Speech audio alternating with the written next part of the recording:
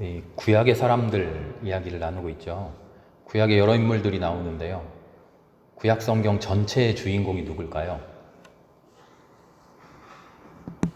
구약 성경 전체의 주인공? 제가 인물이라 그래서 사실은 단어가 잘못됐습니다. 하나님이시죠. 구약 전체의 주인공은 하나님이에요. 신약의 주인공은 누구죠? 예수님이죠.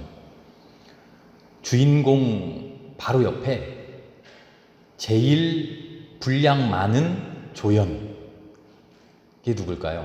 구약에서는 아마 모세가 아닐까 싶어요. 구약의 가장 중요한 하나님의 말씀, 하나님의 율법이라고 하는 제일 중요한 책이라고 하는 5권, 창세기, 출애굽기, 레위기, 민수기, 신명기, 이 5개를 율법서라고 부르는데요. 모세오경이라고도 부릅니다. 모세가 하나님께로부터 받아온 율법. 이스라엘의 지도자들은 모두 모세의 후계자들이고요. 모세야말로 하나님을 얼굴과 얼굴로서 대면하고 그 음성을 직접 듣고 하나님의 말씀을 인간들에게, 백성들에게 전해준 신과 인간 사이의 중재자라고 할 수 있죠. 오늘 그 모세 이야기를 하려고 합니다. 그런데 이야기하기 전에 먼저 용어, 단어 몇 가지를 먼저 이야기해 보려고 그래요. 떨기, 오늘 3장 말씀을 보면 불타는 떨기라고 그러죠. 이 떨기가 뭔지 잘 아시나요? 저는 잘 모르겠어요. 떨기. 사전을 찾아보면 뭐라고 나오냐면요. 키가 작고 큰 둥치와 줄기가 잘 구분되지 않고 밑부분에서부터 가지를 많이 치는 작은 나무, 관목이라고 되어 있어요. 근데 더 우리에게 익숙한 단어가 사실은 있어요. 덤불. 덤불이라는 단어는 오히려 더 익숙하죠. 가시덤불. 그래서 우리 떨기라고 다 번역이 많이 되어 있는데요. 덤불이라고 하면 더 알아듣기 쉬울 것 같아요. 그리고 애굽이라는 말을 우리가 오래전부터 써왔죠. 애굽이 어디서 온 말일까요? 이집트를 칭한다라는 것은 다 잘 알고 계시죠. 그런데 애굽이라는 말은 사실은 정체불명의 말입니다. 한자로 중국으로 성경이 전해졌을 때 이집트를 음역했어요. 발음 나는 대로, 한자 발음 나는 대로 한자어로 썼는데 뭐라고 썼냐면 애급이라고 썼어요. 애급. 애는 무슨 애자냐면 티끌 애자고요. 급은 미친다. 티끌에 미친다. 티끌 정도밖에 안 된다. 중국 사람들이 이집트라고 하는 외국 지명을 번역하면서 소리 나는 대로 제일 소리에 가까운 애급이라고 적어놓고는 그 한자를 굳이 내용이 별로 좋지 않은 티끌밖에 안 되는 사람들, 중국의 중화사상이 아마 들어가 있겠죠. 그런데 그 애급이라는 말이 우리나라에 전해지면서 정체불명의 애굽으로 바뀌었어요. 그래서 이제 애굽이라는 말은 웬만하면 쓰지 않고 이집트라고 하는 말로 쓰는 게 좋겠어요. 우리 성경에도 다 애굽이라고 나오지 않고 우리 새 번역에서는 이집트로 다 번역이 되어 있어요. 근데 특별히 책의 제목 자체는 출애굽기, 너무나 전통적으로 써와서 출애굽기라는 말은 아직 바꾸지 못했는데요. 저는 개인적으로 가톨릭에서 쓰고 있는 탈출기라고 하는 표현이 아주 적절한 것 같아요. 또 한 가지 단어가 또 있는데 유태인이라고 그러죠. 유태인. 요즘은 유태인이라는 말이 많이 사라지고 유대인이라고 쓰는데요. 유태인도 똑같이 한자어예요. 한자어인데 유가 무슨 유자냐면 원숭이 유자예요. 태는 클 태. 물론 그 유자가 원숭이 유자뿐만 아니라 과유불급할 때 오히려 그런 뜻도 있습니다만 커다란 원숭이 이렇게 표현을 했어요. 물론 한자로 적으면서 그 의미와는 상관없이 발음 가지고 적은 글자이지만 그 의미에 숨어있는 비하적인 의미가 있어서 우리가 좀 순화해서 썼으면 좋겠다는 생각이 들어서 이야기 나누기 전에 먼저 말씀드립니다. 출애굽기는 성경 전체를 통틀어서 예수님의 시절이 오기 전에, 예수님의 십자가 사건이 있기 이전에 우리에게 주셨던 가장 위대한 하나님의 구원 사건이에요. 출애굽기의 이야기가 왜 가장 위대하냐? 이야기 자체가 스케일이 크고 막 10가지 재앙이 몰려오고 바다가 갈라지고 전차 부대가 몰살당하고 광야를 30년 동안 40년 동안 건너가고 가나안 땅을 정복해 나가고 이 드라마 같은 스펙타클한 그런 이야기가 넘쳐나서 야 대단해, 그런 엄청난 일이 있었어, 그래서 위대한 구원 사건이 아니고요. 출애굽이라고 하는 그 탈출이라고 하는 것이 하나님의 구원의 본질을 보여주기 때문이에요. 주님의 구원의 본질은 탈출에 있다라는 것이죠. 이집트가 어떤 땅이죠? 가장 살기 좋은 곳이에요. 성경을 보면 가나안 땅을 향해 가면서 계속 젖과 꿀이 흐르는 땅, 우리가 그 표현에 너무나 익숙해서 이집트는 살기 힘든 곳이고 가나안은 젖과 꿀이 흐르는 땅, 이집트는 척박한 곳, 광야는 뭐 말할 것도 없고 가나안 땅에만 가면 행복이 넘쳐 있어. 우리는 그렇게 머릿속으로 생각하기 쉬운데요, 사실 냉정하게 보면 가나안은 이집트에 비할 바도 못돼요. 이집트야말로 이 시절에 제일 최고의 젖과 꿀이 흐르는 땅이죠. 지금으로 치면 무슨 미국 뉴욕 같은 그런 도시예요. 그곳에서 한번 살아보는 게 이 시대 사람들의 소원이고요, 살지는 못하더라도 여행이라도 한번 해봤으면 좋겠다, 그게 이 시대 사람들의 마음이었을 거예요. 이집트 문명이야말로 이 당시에 사람들이 이루어낸 인류 최고의 산물이고 인간 최고의 자랑이에요. 그게 바로 이집트예요. 가장 안락한 곳, 가장 복된 곳. 하나님이 복을 주신다면 아마 이게 그런 복 아닐까 싶은 그 모든 것을 누리는 곳이 이집트예요. 천국이 있다면 바로 여길 거야 생각하는 곳이 바로 이집트예요. 그런데 성경이 전하는 하나님의 최고의 구원 사건은 바로 그 이집트를 떠나는 일이라는 거죠. 우리는 이스라엘 백성에 압제당하고 있었다, 이스라엘 백성이 포로 생활하고 있었다, 노예 생활하고 있었다, 그래서 해방되었다, 우리는 그런 도식을 주로 생각합니다만 더 중요한 것은요, 압제에서 해방시켜 주셨다 하는 그것도 물론 중요하지만 실제로는 인간이 제일 행복하다고 생각하는, 인간이 제일 자랑스럽게 생각하는 부의 상징, 행복의 상징, 그 이집트가 하나님의 백성에게는 복된 곳이 아닙니다. 그곳을 떠나는 것이 우리에게 구원입니다. 이게 사실은 출애굽기의 제일 중요한 신학입니다. 모세가 바로 그 인간적 행복의 핵심에서 살아가던 사람이에요. 이집트 왕궁에서 살아가죠. 자기 힘으로가 아니고요, 그 우연에 의해서 금수저 중에 금수저가 되어요.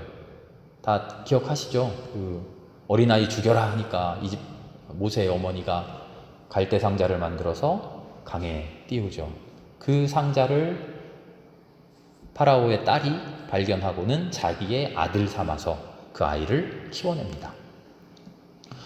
이집트를 뭐라 그랬죠? 인간이 만든 인간 문명의 최고의 행복, 스스로 자랑하는 최고의 문명의 산실이라고 말씀드렸죠. 모세가 어떤 사람이냐면 그 인간 문명의 최고봉에서 그 모든 것을 누리는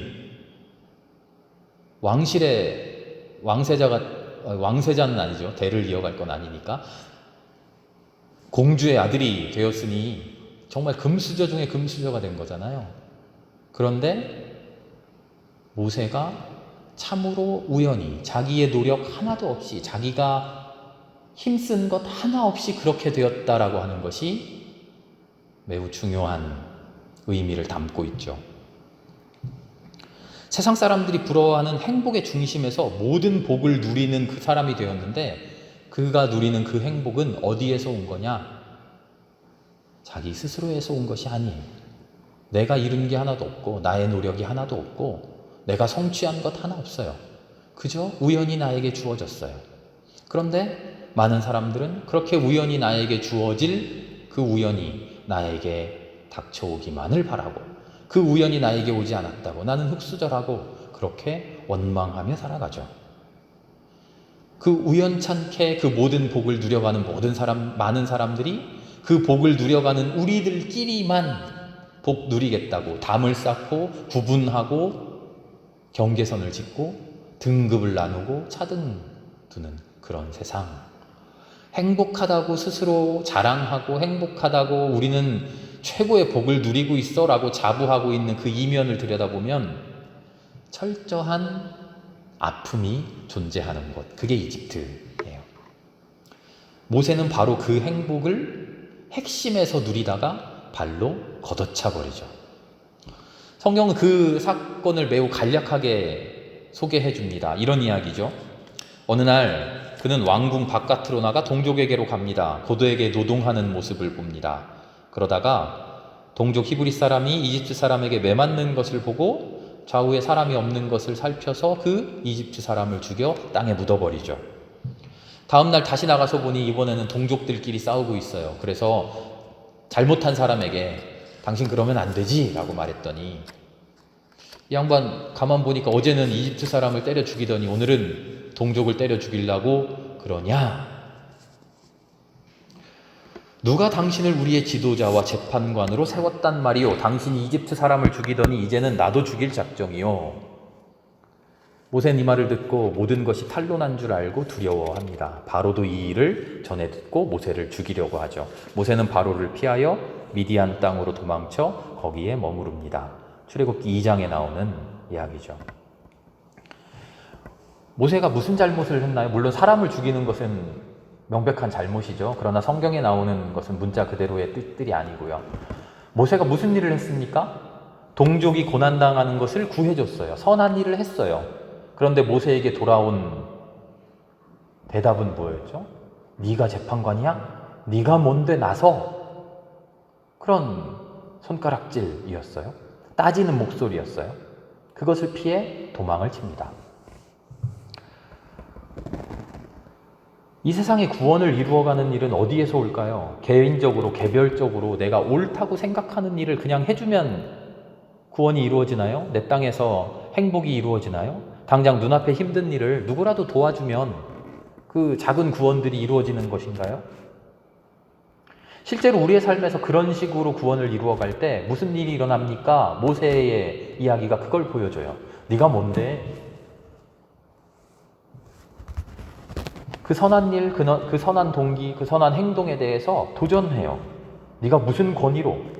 옳고 그름을 따지는 게 아니라 네가 선한 일 했구나, 네가 착한 일 했구나, 너 잘못된 일을 했어, 그것을 지적하는 게 아니라 네가 뭔데 판단하고 있어? 그것을 따지죠. 이게 인간 사회의 고질적인 문제예요. 병폐예요. 인간의 참된 구원을 가로막는 질병이죠. 모세가 그래서 떨기나무 앞에서 하나님을 만났을 때 하나님에게 이렇게 질문해요. 뭐라고 이야기하죠?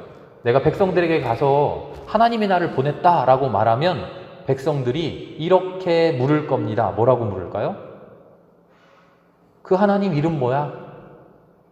똑같은 일이 일어난다는 거예요. 내가 너희를 구원해준다.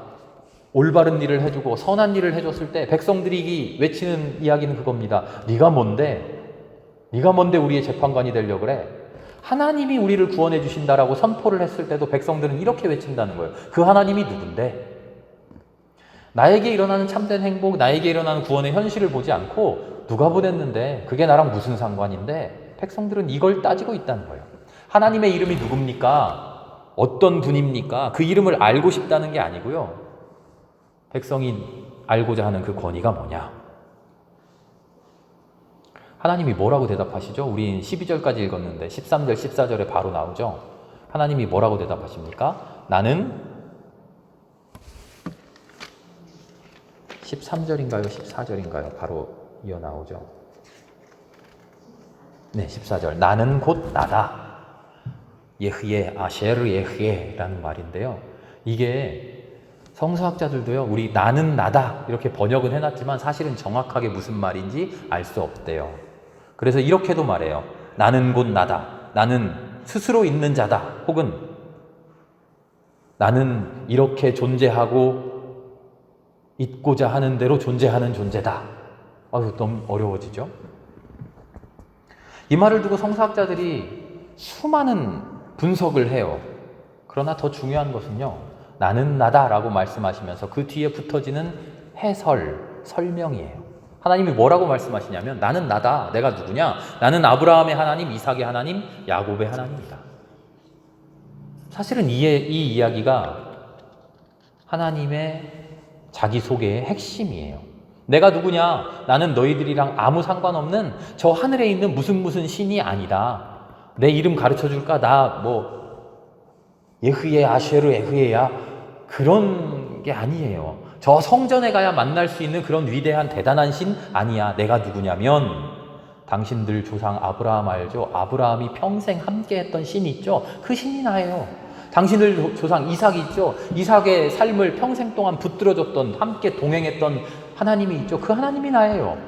당신들 야곱 알죠? 야곱의 삶이 어땠습니까? 힘들고 외로웠지만 그 힘들고 외로운 그 삶을 하나님이 평생 돌보아 주셨어요. 그 하나님이 납니다. 내가 그 하나님이야. 나는 나다 이 말을 두고 나는 나다 스스로 있는 자자 있고자 하는 대로 존재한다 수많은 해석을 하는데 성경은요 철학책이 아니에요. 신학책이 아니에요. 무슨 존재론적으로 어떻고 우주론적으로 어떻고 그런 어려운 이야기를 하기 위해서 하나님의 존재가 어떤가 철학적으로 분석하기 위해서 써주신 책이 아니에요. 하나님께서 우리에게 건네시는 하나님의 말씀이에요. 하나님이 우리에게 소개하는 하나님의 자기소개예요. 하나님 뭐라고 소개하십니까? 나 몰라? 나야. 네 곁에 항상 있었잖아. 당신 곁에 계속 있었잖아요. 왜 나 몰라? 우리 같이 동행해 왔잖아요. 당신 힘들 때 그 옆에서 힘을 주던 하나님, 그 신, 그게 나예요. 마태복음의 말씀을 보면 예수님도 정확하게 이 의미로 사용해요. 마태복음 22장에 하나님께서 이렇게 말씀하십니다. 나는 아브라함의 하나님이요 이삭의 하나님이요 야곱의 하나님입니다. 하나님은요 죽은 사람의 하나님이 아니라 살아있는 사람의 하나님입니다. 예수님이 이 말씀을 하시는 맥락도 똑같아요. 하나님이 누굽니까? 하늘 위에 있어서 우리랑 상관없이 그냥 존재적으로 머릿속에 철학적으로 존재하는 그런 신이 아니라 아브라함의 하나님, 이삭의 하나님, 야곱의 하나님, 살아있는 구체적으로 존재하는 그들과 함께 관계해 주시고 함께 관계를 맺고 함께 동행하는 그 하나님. 아브라함뿐만입니까? 이삭뿐입니까? 야곱뿐입니까? 바로 지금 우리와 함께하는 나의 하나님이라는 거죠. 다시 돌아가면요. 구원의 권위가 어디에서 옵니까?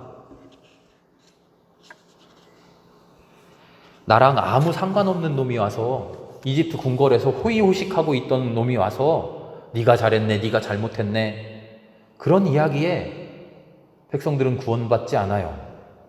나랑 함께 사는 사람, 나와 함께 아파하고 나와 함께 즐거워하고 나와 함께 뒹굴며 사는 사람이래야 그 사람이 하는 이야기, 야 그렇게 하지 말자, 우리 이렇게 하자, 너 이렇게 하는 거 잘못이잖아, 우리 이렇게 한번 해보자, 이런 말 할 자격이 있다는 거죠. 사람들이 원하는 진짜 구원, 우리에게 다가오는 진짜 구원은 그런 구원이에요. 이집트 문화가 어떤 문화죠? 이집트가 지금 누리고 있던 행복이 어떤 행복입니까? 인간이 스스로 최고로 이루었다고, 인간이 이룰 수 있는 최고의 복을 이루었다라고 자부하고 있는데 이집트의 문화는 함께하는 문화가 아니라 편가르는 문화, 차별하는 문화, 나는 너와 달라, 나는 이만큼 성공했어, 나는 이 브랜드 아파트에 사는데 너는 임대 아파트에 살잖아. 우리 놀이터 들어오지 마. 문화가 지금 그런 문화 아닙니까?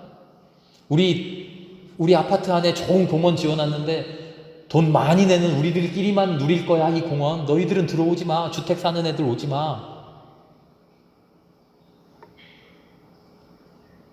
최근에만 일어나는 이상한 현상이 아니라 이집트에서 일어나고 있던 똑같은 일이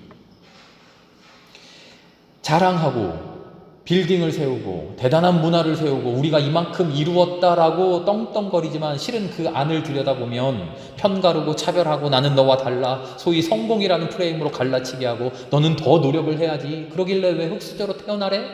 잘난 사람들끼리, 소위 성공한 사람들끼리 우리끼리만 즐거워하면서 그 안에 아무런 구원이 없는 곳, 그게 이집트의 현실인 거죠. 하나님의 구원은 무엇입니까? 그런 이집트를 떠나라, 그렇게 살지 말아라. 그럼 어디로 갑니까? 광야로 나갑니다. 광야에 가면 뭐가 있죠? 아무것도 없어요. 사람들이 계속 그리워하죠. 이집트의 고기가마가 그립습니다. 이집트에선 차라리 먹을 것이라도 배불리 먹었는데, 그러나 하나님은 계속 말씀하셔요. 배를 고를지언정 사랑하면서 사는 그런 삶을 살아라. 그게 우리의 구원이다. 출애굽기가 이야기해주는 구원의 핵심은 가나안 땅으로 들어가서 젖과 꿀이 흐르는 땅에서 배불리 잘 살았습니다. 그게 구원이 아니고요. 노예 생활하던 데서 해방되었습니다. 그게 구원이 아니고요. 행복이라고 생각하던 곳, 안락하다고 생각하던 곳, 이것이 진실이라고 생각하던 곳, 그곳에서 탈출하는 것, 참다운 우리 인간의 구원을 찾아 탈출하는 것, 그게 출애굽기가 우리에게 보여주는 구원입니다. 하나님이 그런 곳에 구원이 없다라고 선언하시는 거예요. 출애굽기는 그래서 하나님을 이렇게 묘사해요. 하나님이 어떤 분입니까? 우리에게 오셔서 우리와 함께 하시는 분. 백성의 아픔을 듣고 하늘 위에서 내려와서 친히 들으시고 친히 보아주시는 분. 모세도 어떤 사람입니까? 백성의 부르짖음을 듣는 사람. 그게 구원의 시작이죠. 하나님이 듣고 인간이 듣고 그렇게 함께하는 사람들끼리 서로의 목소리를 듣는 관계, 거기에서 구원이 시작됩니다. 모세의 광야 40년을 보면요, 모세가 평생 한 일이 듣는 거예요. 하나님의 목소리를 계속 들어요. 하나님의 이야기를 계속 들어요. 인간의, 사람들의, 백성들의 목소리를 계속 들어요. 투덜거리는 소리도 듣고 찬양하는 소리도 듣고 원망하는 소리도 들어요. 끊임없이 들어요. 이쪽을 듣고 저쪽을 듣고 그 모든 들음을 연결시켜주는, 하나님과 백성이 하나 될 수 있도록, 백성과 백성들이 하나 될 수 있도록 그렇게 편가르지 않고 정죄하지 않고 담쌓지 않고 살아갈 수 있도록, 그래서 우리가 서로를 대하는 사랑이 참된 사랑으로 구원 이루어 갈 수 있도록 하는 것, 그것이 하나님의 구원의 핵심이죠. 고깃가마에 고기가 넘쳐나지만 너희들은 우리와 달라 하고 선을 긋는 그런 동네가 아니라 이리와 같이 먹자 하고 함께하는 동네, 네가 누군데 우리한테 이래라 저래라 하느냐 하는 그런 사회가 아니라 서로의 이야기를 들어주는 사회, 그런 공동체, 바로 여기에 하나님이 만들어 가시는 구원의 정체가 있습니다. 모세가 이끌어간 사회, 모세가 하나님께로부터 받은 비전, 그 비전이 우리에게도 있기를 바랍니다. 오늘 함께 읽은 12절 말씀 마지막에 하나님이 이렇게 이야기하셔요. 너희가 이 산 위에서 하나님을 예배하게 될 때 그것이 바로 내가 너를 보냈다는 징표가 될 것이다. 우리가 그렇게 서로를 구원하고 서로를 사랑하는 존재가 될 수 있는 단 하나의 길, 그것은 하나님을 온전히 예배하는 것입니다.